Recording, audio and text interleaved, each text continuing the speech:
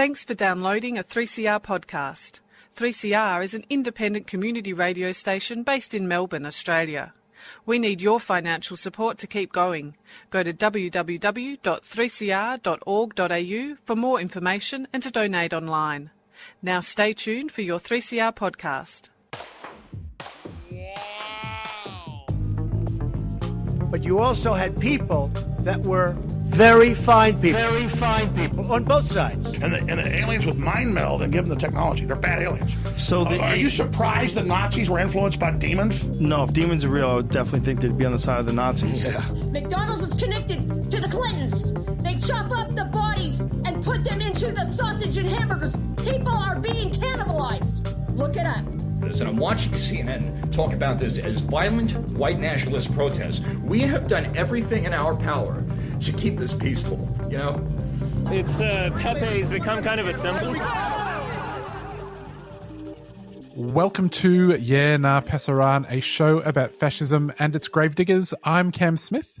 I'm Andy Fleming. And this week we are joined by Annie Kelly, roving reporter for QAnon Anonymous and researcher of conspiracy theories. Thanks for joining us, Annie. Thanks so much for having me on. It's been a really long time. I can't remember when I last spoke to you guys. I think it might have been like 2020. Wow. Has anything changed in the world of conspiracy theories since then? No, it's pretty quiet, to be honest with you. I guess just to begin with, QAnon is something we would have talked about at length last time you were on. Mm. Now that the fox is in the henhouse, so to speak, how's QAnon going now that they run the government? Yeah, I mean, it's been such an interesting blessing and a curse. I mean, to me, there's something that's really funny about, up until the point where it actually happened, I suppose. It's almost like a sitcom premise to me, a conspiracy theorist becoming Director General of the FBI. Do you know? It sort of feels like, it feels like a kind of comedy movie premise. But I think it has created, in the last week, I've been watching these kind of fascinating fissures within the MAGA movement itself. It really feels like it's all come to a head with I guess I'll start from the beginning for people who haven't been watching this as closely on social media as I have. So the Trump administration appointed several influencers who were, if not outright QAnon, certainly flirting with that movement. People like Dan Bongino, Pam Bondi, Kash Patel are the big ones who had basically for as long as QAnon has been a movement, have been heavily beating the drum that there are some hidden files, particularly related to the sex trafficker Jeffrey Epstein, that will reveal a network of complicity with Trump's enemies and enemies of the MAGA movement in general, be it Democratic politicians, be it Hollywood celebrities. The kind of general list of grievances is pretty long within that movement. And this was a specific promise that Trump actually made on his campaign this time. It was kind of there's been an interesting change from, I think, the Trump administration's initial relationship with QAnon during his first term, where they kind of kept it at a distance. They wouldn't necessarily disavow. Trump administration officials would often say stuff like, if they were asked about it, "Oh, I haven't heard much about it. I'm not really sure what that's to do with." They would sort of, pretend not to be really familiar with what was going on with the movement. Versus this time round, where the relationship has just been much cozier. And one piece of outreach that Trump made it's not only QAnon who are obviously interested in the crimes of Jeffrey Epstein, but it was an olive branch to that movement and the associated network with it, where during the campaign trail, he promised to declassify all of the Epstein files. And again, in QAnon law, this was related to kind of similar conspiracy theories about Pizzagate and stuff like that. This was going to be a day of reckoning for the Democratic elite establishment.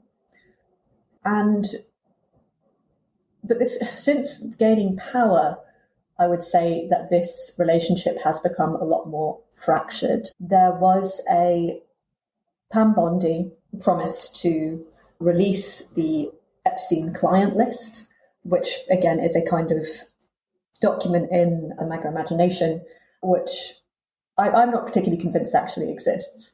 That was, would be a list of Epstein's clients that were kind of for his kind of illegal activities, his activities to do with sex trafficking. And this was, Pam Bondi kind of promised this day of reckoning, essentially, that this would be released. And I think for much of the QAnon movement, this would be the promised storm, the day that all the enemy's crimes would be released, that they would be vindicated, and there would be a kind of general day of reckoning. There was also promises that there would be a full investigation into Jeffrey Epstein's suicide and what happened there. Essentially, in the last week or so, it has kind of lots of these formerly cozy QAnon influencers have essentially had to walk it back. Have had to, there was a memo released which essentially said there is no new information to be released about Jeffrey Epstein.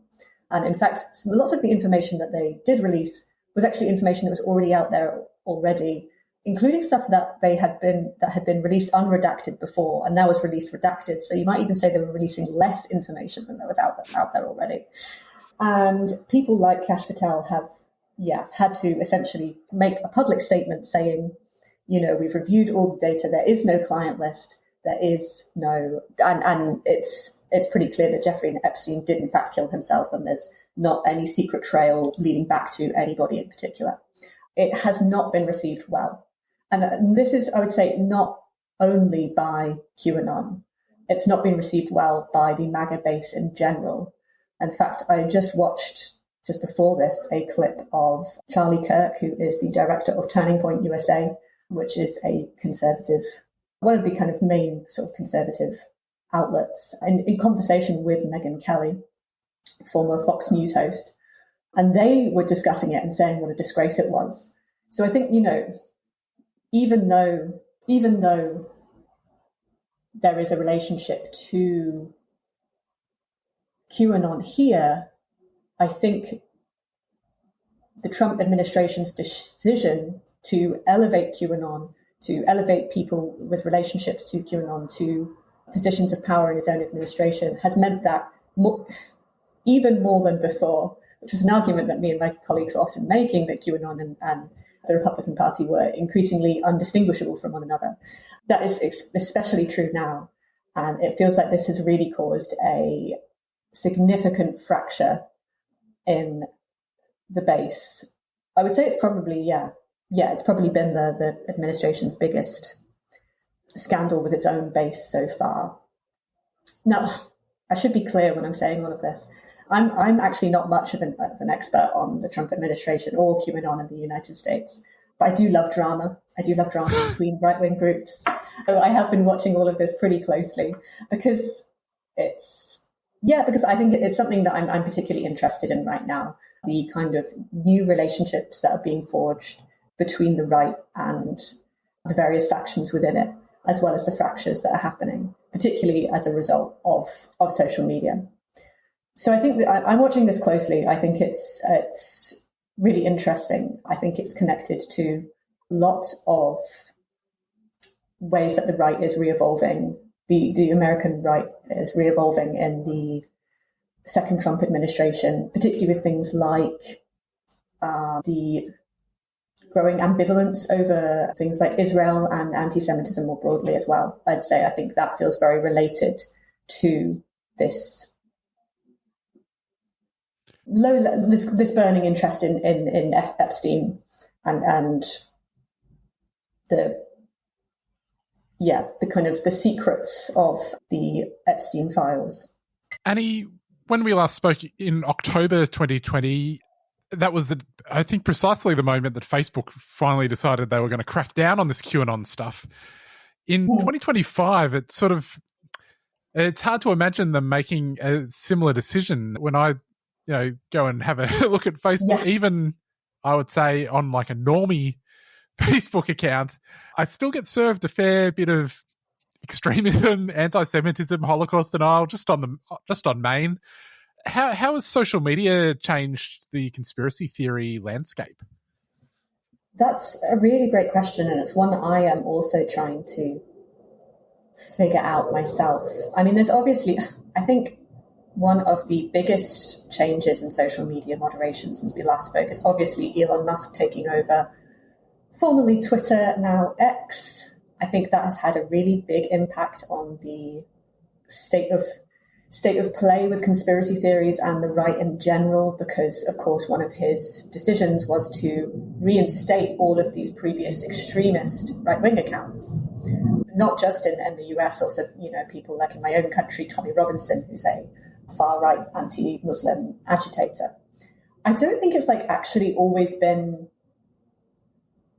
It's obviously one of those things where it's obviously given, characters like Tommy Robinson, characters like Nick Fuentes, a new reinstated profile. It's made them much more powerful again.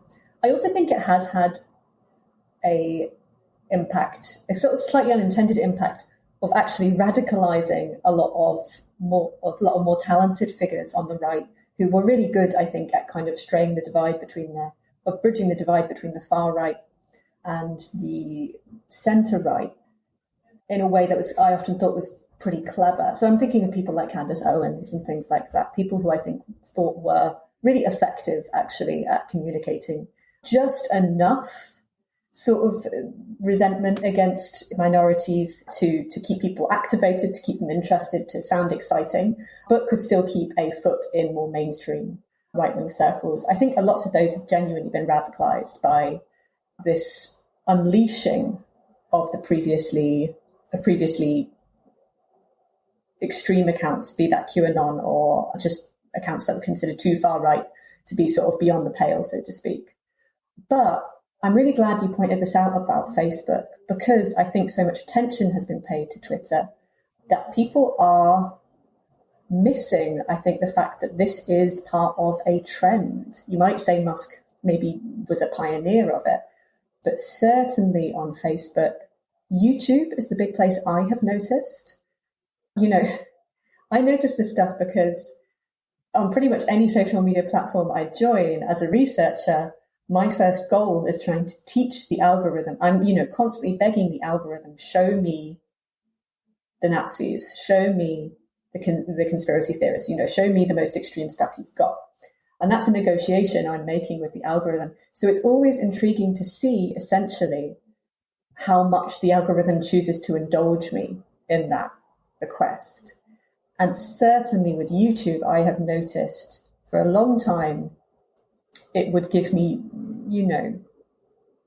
again, accounts that were just edgy enough, but not the most edgy stuff they had on there. I recently, just in the last month, had naked Holocaust denial promoted to me, which I haven't had for a good few years. I've also seen some semi-prominent far-right YouTubers bragging about having been unshadow banned.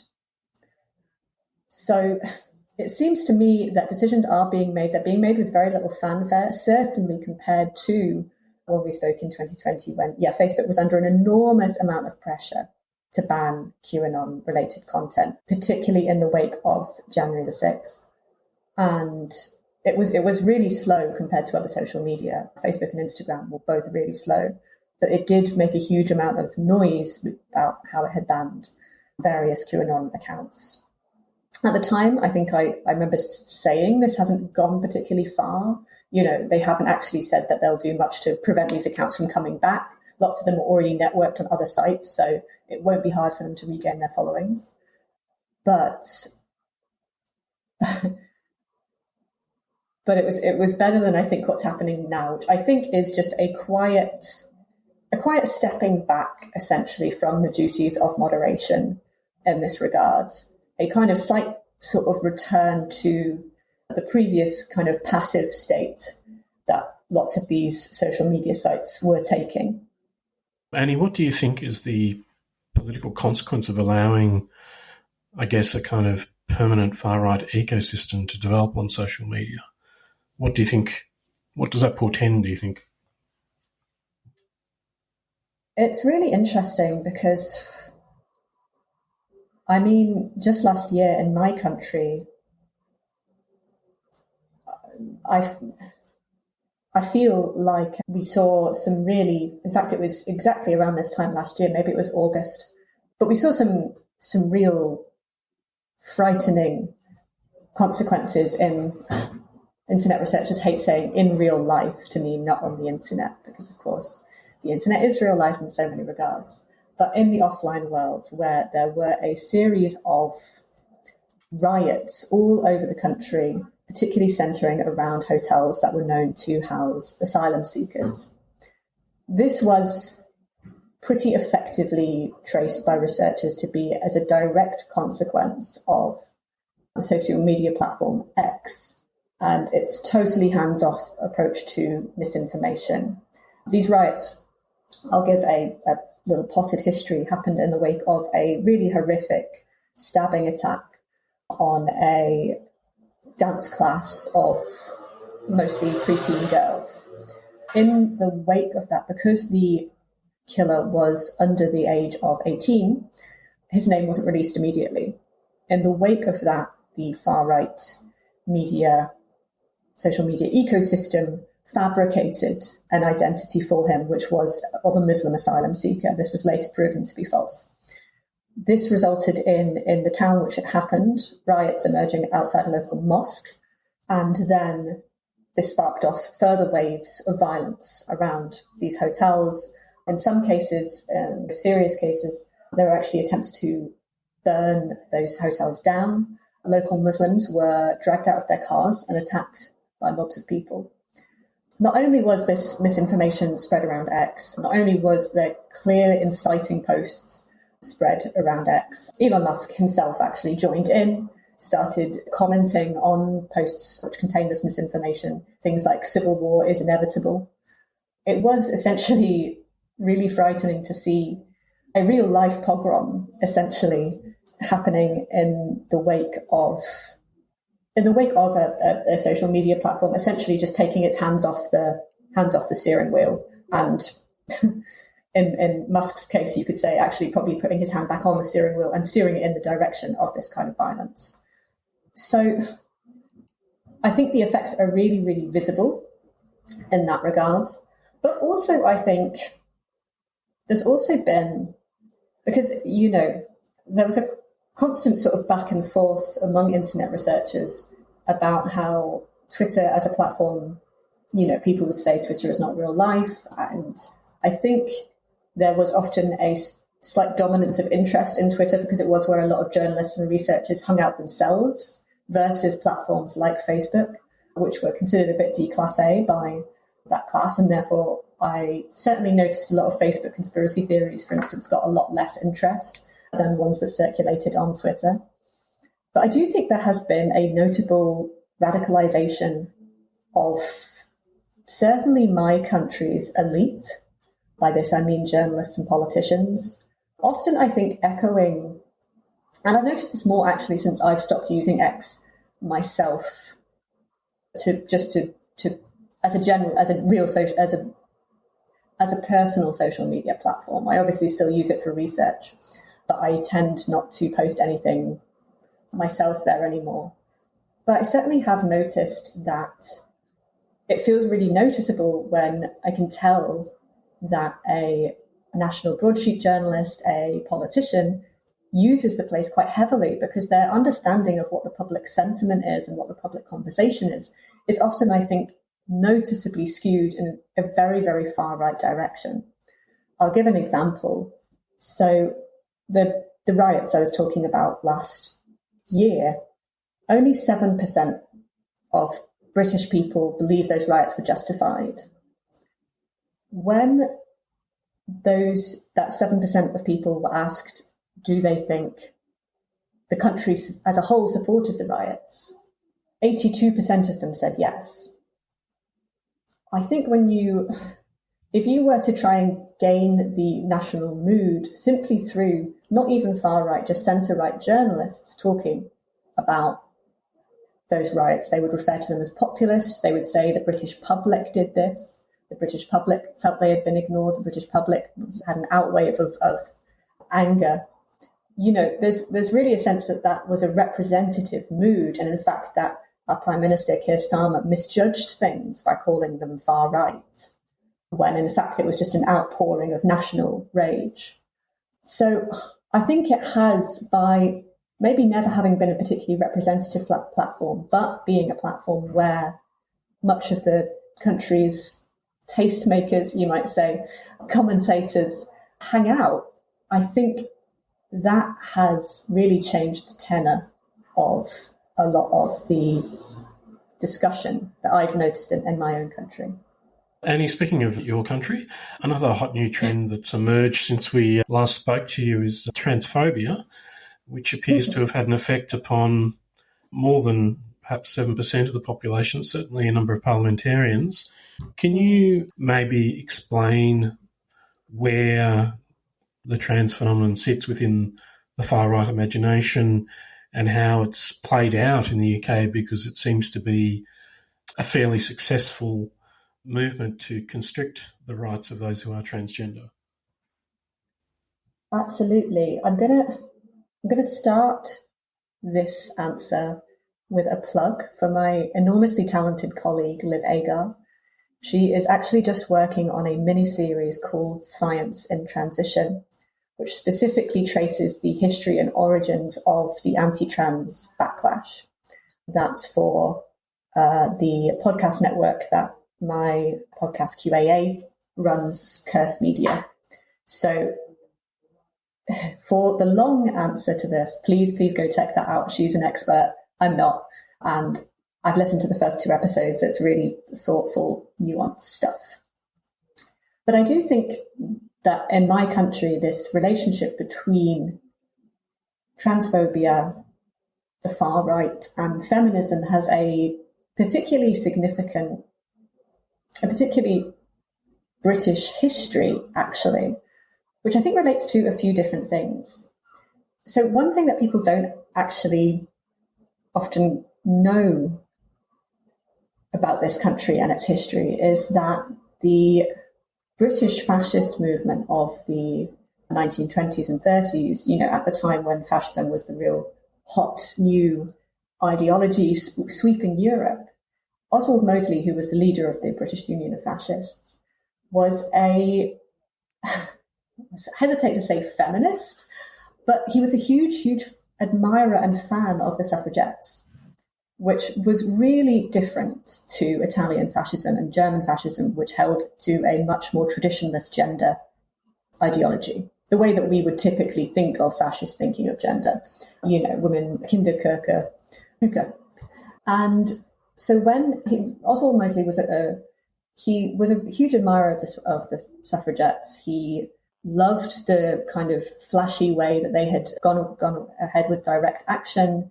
He actually just really liked the archetype of a female warrior, and he specifically wooed many former suffragettes.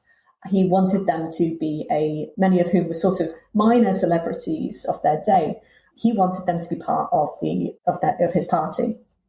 And some were seduced. I mean, sometimes people can get a bit simplistic about this. Some were seduced, some weren't. Some became communists. It's a rich and varied movement. But I think that is a really interesting relationship. And it is often, I think, ignored that essentially for a very long time, the far right and the popular feminist movement, which is a broad term, have not always necessarily been opposing one another, essentially. I think that makes a really different character of British feminist, and I think the relative lack of power of the religious right in this country, we didn't have things like the kind of, in the United States, they had, this kind of merging of the religious right of Catholic and the evangelical church to oppose things like contraception and abortion. So the feminist movement, although it's not as if it had an easy time, civil rights movements never do, it didn't find itself defining itself against the religious right. And I think that has changed the character of British feminism. in a sense, which means that when we get to the current day and the anti-trans backlash, there has been a really interesting convergence of what you might call, which I think I'll call sort of, elite feminist rhetoric about the dangers of transgender ideology, quotation marks around that, and the resurgence of a far-right panic around gender divergence, and in particular the spectre of the kind of transgender predator. I think, again, you don't really get the kind of merging of these two ideologies until you get their kind of confluence on social media. But it is really fascinating, I think, the way that the anti-trans feminist movement has radicalized, even in just the last 10 years that I have been, I guess, I don't know if I would say monitoring that community because it's not my field of study, but since I've been aware of it, I think, it has become very much single issue in this regard. I feel like 10 years ago, I was seeing feminists who were broadly anti-trans also talk about other feminist issues. They would talk about things like sex work. They would talk about domestic violence, sexual harassment, catcalling, what have you. It feels to me, abortion, it feels to me that increasingly the leading lights of the anti-trans feminist movement have no interest in those issues at all. In fact, when there was a recent piece of legislation passed in Parliament to decriminalise abortion past the abortion limit of 24 weeks. So this didn't legalise it, I should be clear. It decriminalised it, essentially prevented women from being prosecuted for having an abortion past that limit. I was just curious, actually, to see how the anti-trans feminist movement had responded to it. And I found, bar one exception, who was Julie Bindel, who does actually have has more of a history of feminist activism than a lot of the lights of the anti-trans feminist movement, for which this seems to be their first and only kind of activist interest. Most were totally silent about it. Some actually opposed it and came out and used what we might think of as just more traditional right-wing language, this legalizes killing babies, etc. Yeah, and I thought that was fascinating because I thought that was a clear-cut example, essentially, of how this movement had polarized itself, not just against their enemies, which they view more broadly as the kind of progressive movement in general, who is firmly pro-trans, but also, I think, polarized as a result of rubbing shoulders for a long time with the far right on social media. That had affected their, not only the language that they were using, which is, really noticeable, but actually the content of what they were saying as well on issues that aren't to do with LGBT. And that also seems to apply in the case of at least a number of fairly prominent transphobes with regards to criticisms of the threats posed by migrant workers, which I think ties back into the discussion you were having earlier about the riots that took place about a year ago. Yeah, no, absolutely. And there's a new, I don't even know what you would call them, a new organization in my country, which has just cropped up, which call themselves, it's a new organization called the Women's Safety Initiative, which, popped up on the British news channels, on social media in the last few months, which are all using a feminist rhetoric about women's vulnerability to violence, about protecting women, but it is entirely directed at migrant crime.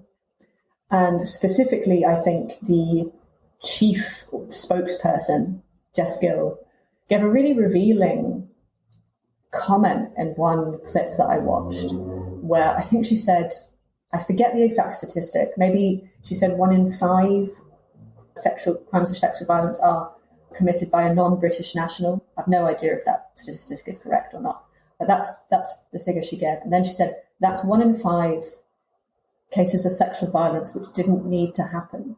And I find that a really interesting framing because of how it relates, I think, to a certain strand of feminist pessimism, you might say. It often uses second wave rhetoric, but, the thing about the second wave, which often gets forgotten, is these radical feminist theorists were creating entirely new imaginaries. They were called radical for a reason. They often were reading back on, their full thing. They're often deeply optimistic in the possibilities that they thought could be created for new gender settlements, you might say. Even people like Andrea Dworkin, who have been slightly totemized by, reactionary feminists today, were often creating, you might even say, entirely sort of sci-fi future imaginaries for what was possible between men and women. This is a much more narrow, I think, conception of what is possible. They're essentially saying that male violence against women is inevitable. It cannot be changed. And all really that can be changed is we can tinker with who does it to us, with who, is allowed, who is permitted to commit violence against us. And this initiative, I think, following on from the success of anti-trans feminism in this country, is essentially saying the horror is essentially not the act of sexual violence itself, but the idea that a foreigner, that an outsider is doing it to you. And there's something more comfortable with being, even though you may not, even though you may object, even though it's unpleasant, there's something more comfortable with violence being committed against you by, you might say, in this case, someone of your own nationality. But I think it connects with things like the rise of the tradwife phenomenon, who will kind of make it even go one step further and say, at least, if violence will be committed against you, at least it should be by someone who's married to you. It should be by your husband, rather than by a more unknowable and less stable or permanent relationship. Not very cheery stuff. Yeah, sorry. It's not a cheery topic. No, I don't have a cheerier one to transition to. I was going to ask Annie, earlier we talked about, the FBI conspiracy, the conspiracy theorists who've made it to the upper echelons of the FBI. Another example of the dog that caught the car might be RFK Jr., who's now the Secretary of Health. I was wondering if you could speak to what the impact has been of having an anti-vaxxer in charge of health policy in one of the largest nations on the planet. Yeah, well, I mean, obviously the result has been catastrophic, but I don't think we can just blame RFK Jr. as much as tempting as it is, given his huge position of power. The reason I say this is because I think that there has been a complacency around a surge in anti-vaccine sentiment overall. And actually just in this country, we recently had a death of a child from measles in Liverpool in this country. We can't blame RFK Jr. for that, but a statistic that I found out from it was that in that city, only 75% of children have received the MMR vaccine. And supposedly for herd immunity to work, it needs to be 95%. Since the COVID pandemic, there has been, doctors have reported, a huge drop-off in childhood vaccinations happening in this country. And I think that is a global trend. So I remember at the time being concerned with the way that discussion happened around the COVID vaccine and anti-vaccine sentiment. for a while, as someone who had been to anti-vaccine rallies, who had talked to people there, while the vaccine rollout was still happening, people were really, there was a great deal of interest in the mainstream press. There was a great deal of anxiety. Lots of people were, curious about what these people were saying, where they were coming from, and trying to understand, I think, making honest attempts to understand. It felt that after the vaccine was rolled out, sufficient people took it, that it meant that COVID pandemic measures could loosen. It felt like there was a real downturn in interest. People said, thank goodness that's all over now. Enough people took it. It was nothing to worry about after all. But I think there was a genuine loss of trust in public health, and particularly in vaccines. Lots of people had become radicalized, not just against the COVID vaccine, but against vaccines in general. They were at first looking up information on whether they should get the COVID vaccine, but then they were finding themselves in communities where people were saying, well, have you heard what the MMR does to children? Have you heard what this vaccine does to children? In general, vaccines are full of poison. They're full of these toxins. You can be vaccine injured. And I think there was just a really terrifying kind of upswing of, if not total anti-vax sentiment, then a general, I think, ambivalence. I think that's probably a better word. These people, a lot of them aren't saying, absolutely not, I'm never taking my child to get vaccinated. They're sort of saying, well, is it worth the risk? They're still so young. Maybe I'll take them for it when they're a little bit stronger. I just couldn't do it to them right now. What's the harm in waiting for a little while?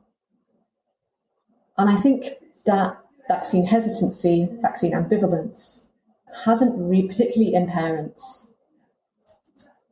has had real consequences. And I think the rising star of someone like RFK Jr. was directly related to his ability to speak for those people. He cast an incredibly empathetic voice to that sphere of people. And so, the consequences in the States, I think, and actually beyond, because, of course, this is related to things like the cutting of, just total demolition of US aid. The US was, in many countries, the main supplier of so many life-saving vaccines. And I think, amid all the horrors that are being beamed to us from places like Gaza, I think that there are just untold amount of deaths of children directly related to that political decision as well. So I guess what I'm saying is that it's disastrous, RFK Jr. being given the position of power that he has been given. But I think he's a symptom as well as a cause in this regard. Annie, obviously the world needs good information, not bad.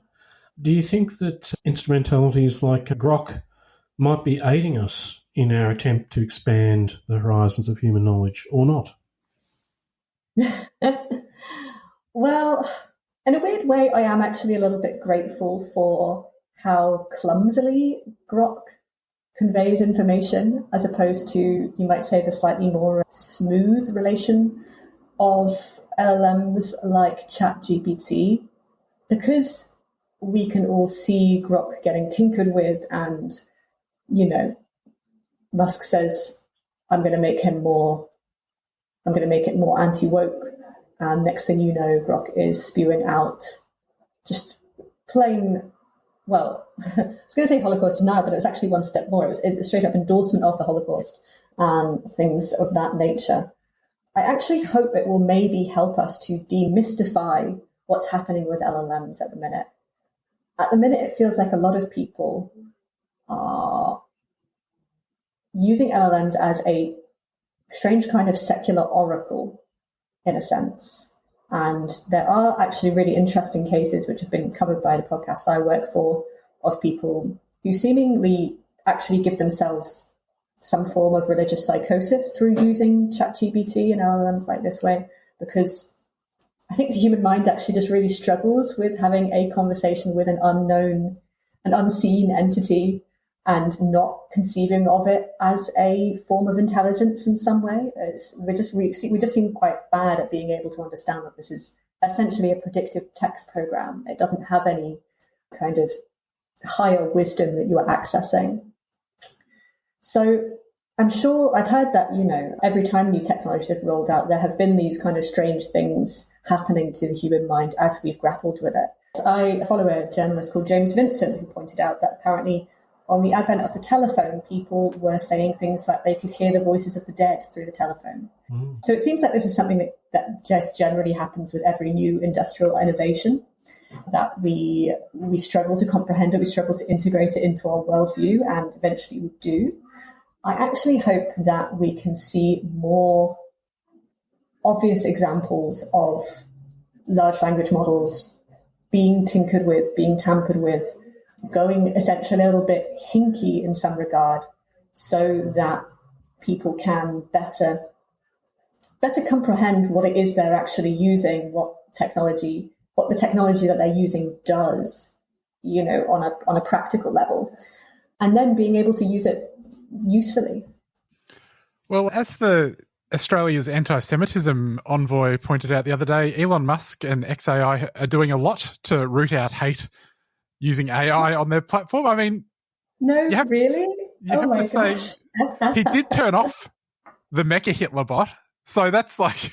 That is, yeah. He's both creating the anti-Semitism and then turning it off, yeah. Annie, we'll have to leave it there. If people want to hear more of your work, you are, of course, on the QAnon Anonymous podcast, and people should check out cursedmedia.net, where you can check out a whole bunch of related material, including your Man Clan series, which is very much worth a listen.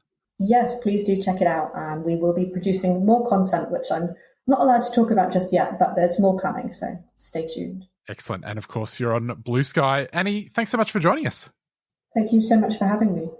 Well, Andy, that is our program. We will catch you next week. See you then. Keffiyehs are Palestinian scarves, and they're a symbol of support for justice for the Palestinian people. From the traditional black and white keffiyeh to an array of modern designs, explore the range and order online or drop by 3CR during business hours. Wear your support for the rights of Palestinians. Go to keffiyehs.org.au, that's KUFIYAS.org.au. A 3CR supporter.